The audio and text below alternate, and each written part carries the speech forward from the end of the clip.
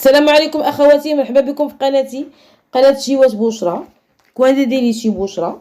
نتمنى تكونوا بخير وفي احسن الاحوال. اليوم غادي نحضر حلوى بكريمه مميزه بنكهه الحامض وبالفواكه الموسميه بحال الفريز والكيوي. نتمنى طرقكم طمعانه في الدعم واللايك والاشتراك ديالكم، واليكم الطريقه والمقادير.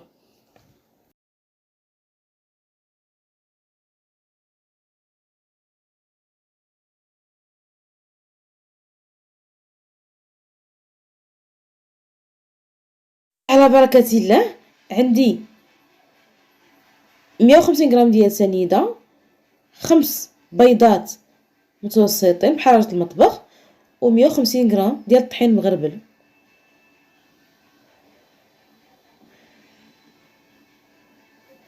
كندير البيض ديالي في اناء، كنزيد عليه سكر سنيده، وكنطرب الخليط ديالي مزيان حتى كيتضاعف الحجم ديالو وكيبيض.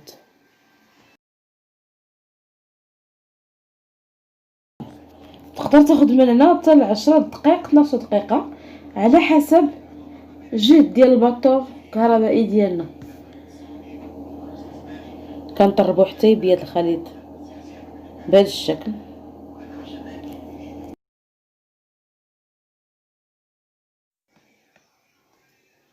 ملي كيوصل الخليط ديال هذه المرحله، كنبدا نضيف الطحين ديالي اللي كنعاود نغربلو،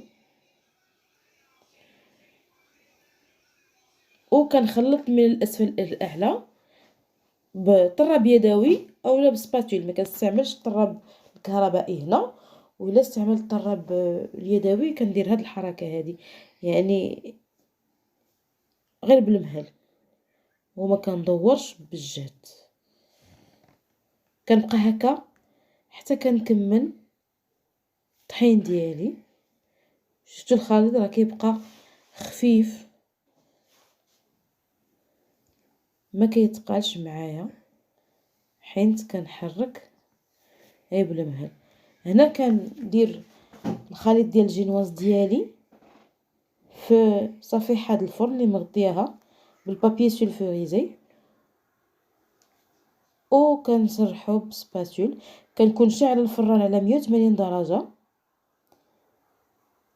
كتاخد معايا 12 دقيقه على الاكثر، مخصهاش طيب بزاف باش تبقى الجينواز ديالي طريه. هنا الجينواز ديالي من بعد ما طابت، من الاحسن نطيبو الجينواز بليله قبل. كنغطيها بابي سولفوريزي وكنقلبها، كنخليها باش تبرد، ومنطون كنحيد البابي اللي كان ليها من تحت.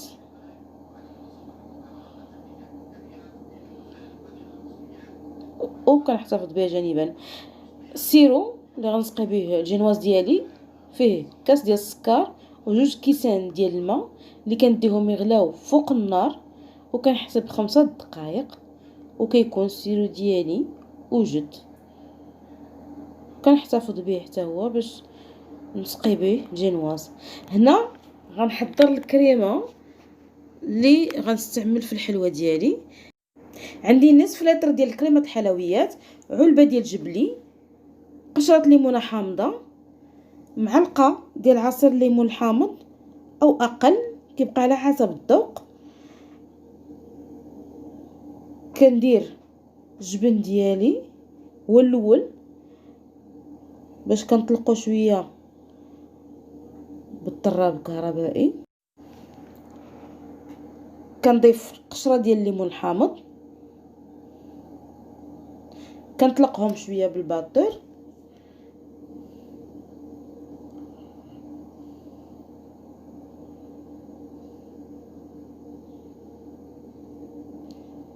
ثم كنضيف الكريمه وكنستمر في التطريب. هاد الكريمه ما كتجيش حلوه بزاف، وجبلي كيعطيها واحد المذاق زوين، ما كتجيش زعيقه غا كريمه سامبل، كتجي لذيذه. كنتحصلوا على هذا القوام وكنحطوها جانبا. هنا غنحضر الكلاصاج الاصفر اللي كندير الحلوى ديالي الحامض. عندي ورقه ديال الجيلاتين، 3 اصفر د البيض، 150 حتى 200 غرام ديال السكر سنيده، عندي 15 غرام ديال النشا، كاس ديال عصير ليمون حامض، معلقه كبيره ديال الجليكوز. والنكهه ديال الحامض كتعطينا اللون والمذاق في نفس الوقت. و 50 غرام ديال زبده. هاد المقادير درتهم على 3، غير الثلث ديالهم يكفي باش يغطي حلوه الاطار ديال 24 سنتيم. كنديروا صفار البيض، كنزيدوا عليه سنيده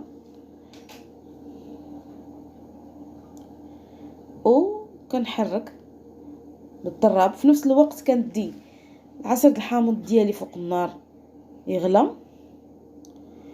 وكنخلط مزيان صفر البيض حتى كيتجانسوا.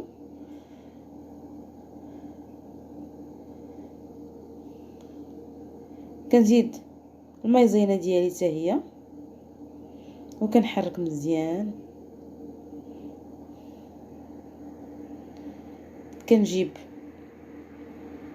العصير الليمون الحامض اللي غلا وكنضيفو الخليط ديالي غير بشويه باش ما يطيبش لي البيض.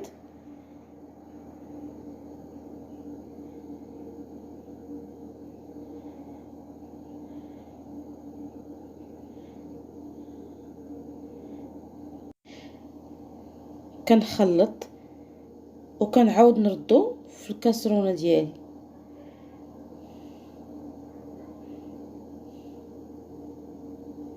كنضيف ليه معلقه كبيره ديال الجليكوز،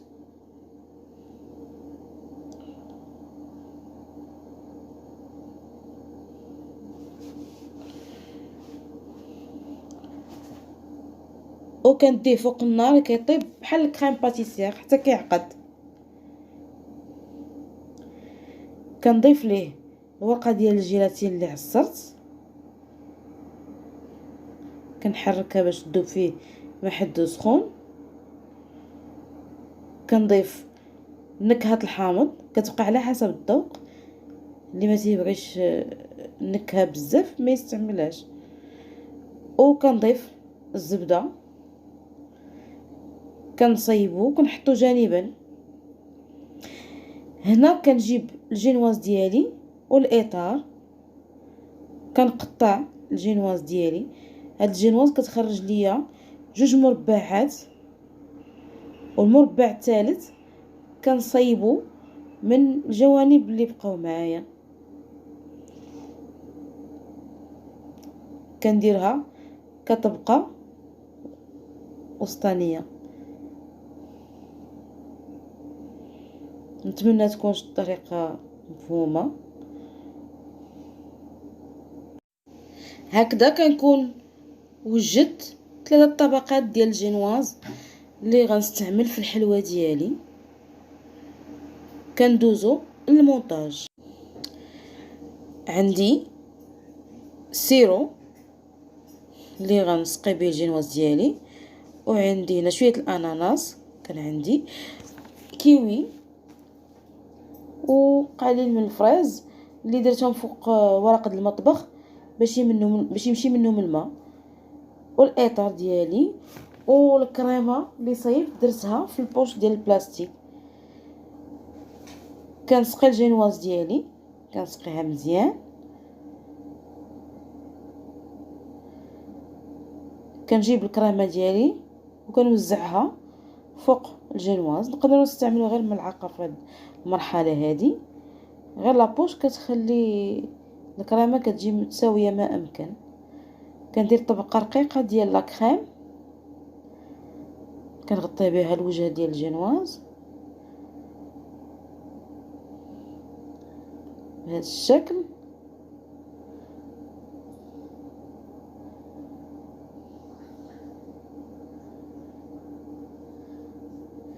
كنجيب القطع ديال الفريز ديالي اللي قطعتهم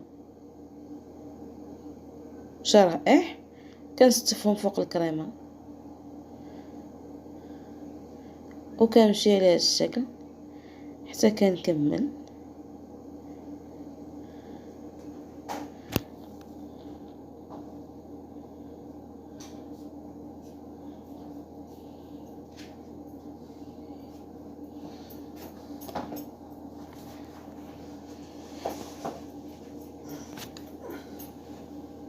كنعاود نغطي الفريز ديالي بلا كريم وكنغطي الجوانب باش ما يبقاوش الفراغات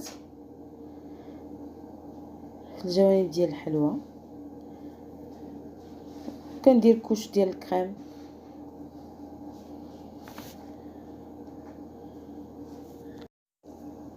بلا سباتول وكنجيب قطع ديال الجينواز اللي مقسومه كنجيبهم في الوسط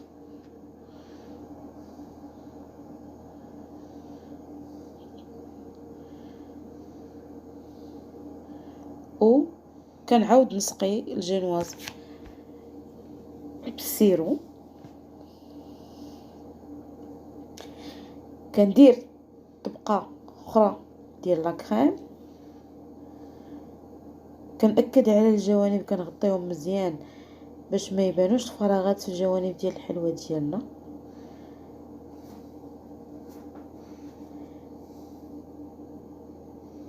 هاد الكريمه كتجي خفيفه لذيذه مخففه بالجبن اللي تزاد فيها، وما كتجيش حلوه بزاف. كنسوي الوجه ديال الحلوى بسباتول وكندوز ندير اناناس ديالي مقطع.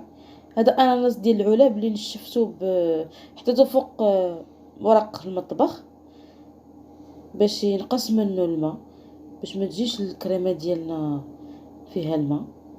كنضيف القطع ديال الكيوي وكنعاود طبقات ديال الكريمه باش نغطي الوجه ديال الحلوى ديالي مره اخرى.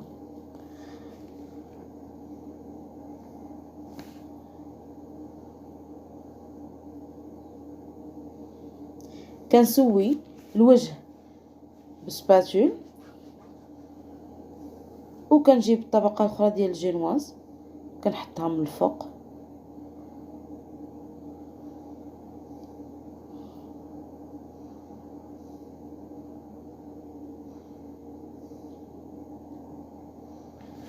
كنقاد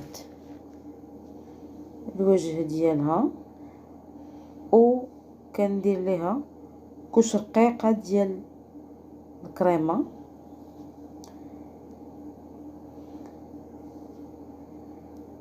بهذا الشكل. كنحاول نقاد الوجه ديالها باش ما يكونوش الفراغات وباش يجي مساوي.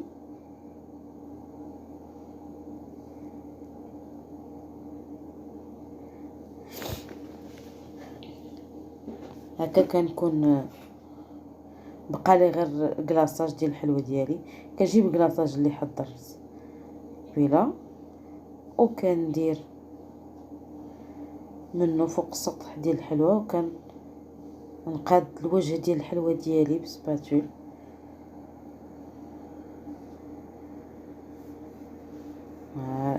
كنحاول يجي الوجه ديال الحلوى ديالي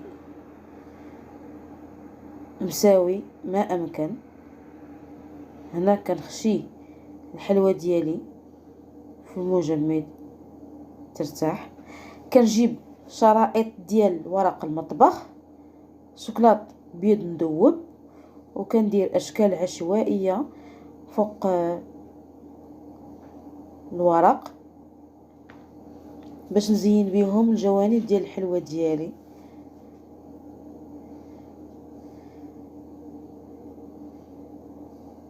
كندير شرائط طول من الحلوى ديالي بالعرض ديال القالب ديال الحلوى، كنخليهم يبردوا. هنا عندي الفواكه اللي عندي طرف ديال الكاكي، عندي فريز، كيوي، والقليل من الفرامبواز. كندير ناباج فوق الوجه ديال الحلوى ديالي باش تجي لامعه اكثر، وكنسوي الوجه بسباتول. كنجيب موز و باش نقلع الحلوى ديالي من المول، من الاطار، كنزولو غير بالمهل.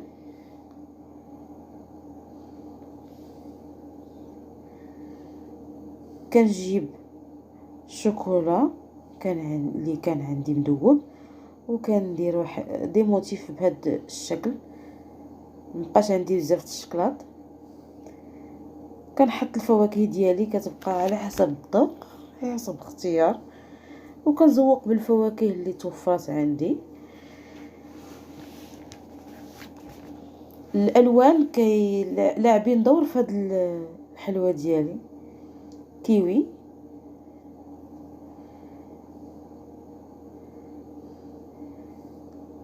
والفريز،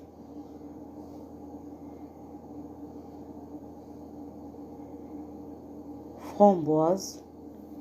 الشرائط اللي صايبت بالشكلاط، وكنقطعهم على قد العرض ديال الحلوى ديالي، وكنلصقهم. كيلصقوا بسهوله.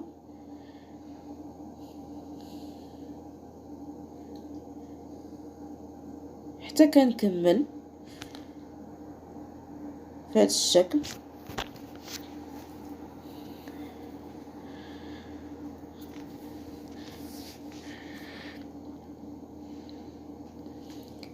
كنعاود ندهن ملي كنكمل، كندهن الفواكه ديالي بشويه د الناباج باش يبقاو لامعين، وكتكون الحلوى ديالي وجدات.